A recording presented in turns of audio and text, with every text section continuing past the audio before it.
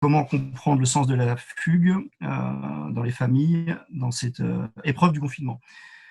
Premièrement, j'en appellerais, moi, en tant qu'ancien professionnel, à un engagement raisonné des familles et puis des professionnels, c'est-à-dire de solliciter les réseaux qui peuvent être mobilisés pour que la personne, le jeune, soit protégé déjà, et puis les institutions qui lui permettent aussi également de pouvoir être retrouvé simplement.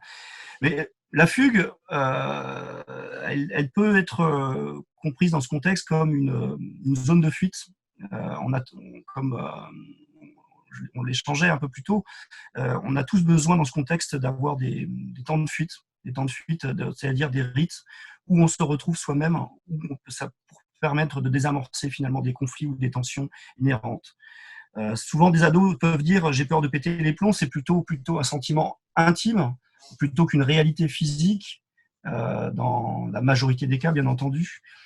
C'est une mise à l'épreuve de soi-même. En fait, d'habitude, il y a un film qui s'appelle Enfermé dehors. Là, on est enfermé dedans, effectivement, avec des logiques également imposées par les États, mais également par les parents qui sont le relais actuellement de la mise en œuvre de ce confinement au niveau familial notamment, ou des foyers.